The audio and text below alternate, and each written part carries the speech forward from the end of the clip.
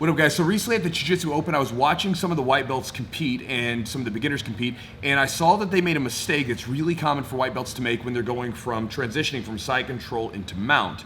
So today I'm going to show you a tip for transitioning from side control to mount to make that more effective so that you don't lose position when you're doing that. And as always, my lovely assistant, Mr. Adam Wilson here, will assist me in doing that. So there's two mistakes that I saw. One of them is that sometimes they would just get to mount however they do, and when they would get to mount, they would not have an arm secured.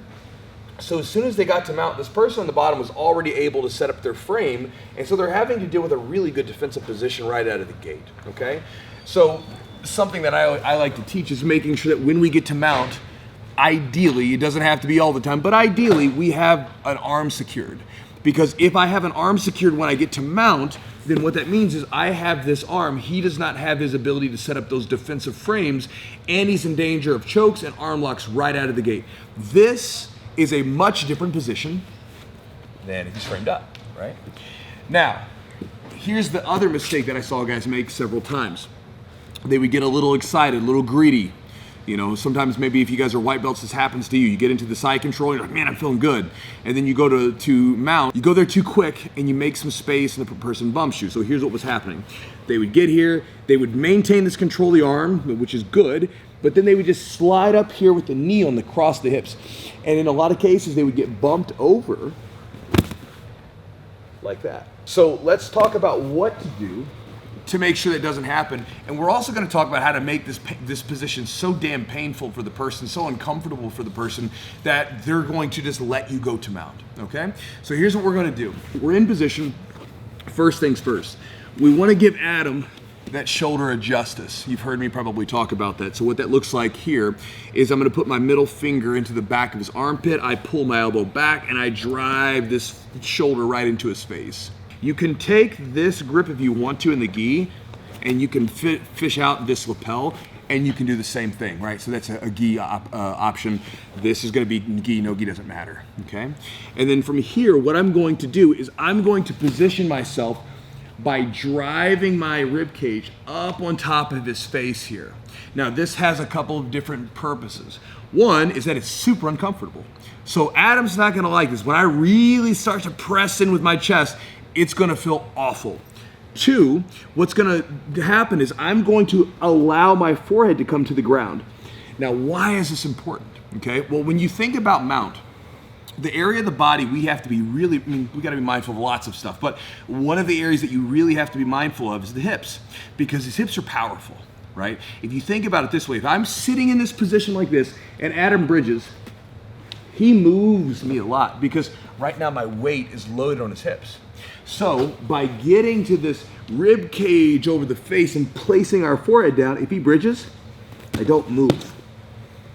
And so it accomplishes two things. One is it takes away the power from his bridge, which is good for us. And then it makes it so uncomfortable that he's literally just like, please mount me already. I'm tired of having my face smashed. I'll deal with it with the arm attack once you get here. So here's what it looks like. Again, shoulder of justice. Shift your body weight just a little bit so that you can drive your rib cage over top of their face. I still have this arm. Again, you don't have to have your arms locked, and in most cases I don't. I keep this arm out here as a post in case I need it, and I should be able to maintain this grip just like this. I just keep the elbow nice and tight on his arm so he can't fight his arm for an underhook. Now, shift and get higher up on his face, placing the forehead down, and I can slide the knee right across the waist here and get my shin right across the waist. Now, here's the finish. I'm gonna begin to arch my back and drive with my shoulders extending, get to mount. And at this point, we're now in a position where this is awful. My weight is right on his chest, and he still doesn't have a bridge because I'm high. I'm not in a low mount position. And so, if you guys wanna see that again, then just press the rewind button, because I don't want to put Adam's face back through that grinder. By the way, guys, you might be asking yourself, Chewy, are you wearing a purple rash guard? Right, like what happened? Well, I've got these new rash guards made. They're pretty slick.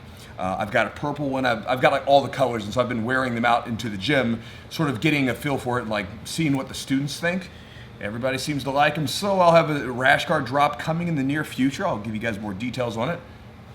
Cover myself up for now. So that's the idea, guys. If you want to go from side control to mount, make it painful, take away their bridge by using this option. This is a great option at any belt level. But again, I saw a lot of white belts make that mistake. And so if you go into a competition, whether it's a point base or sub only, whatever it is, that's something that you could possibly use to make sure that you don't get bucked out of the mount, and you get to a really dominant position once you're there in mount where they can't build the frames up instantly and escape, and instead they're having to defend your submissions. So, idea to chew on. Hopefully that helps you with your jiu-jitsu.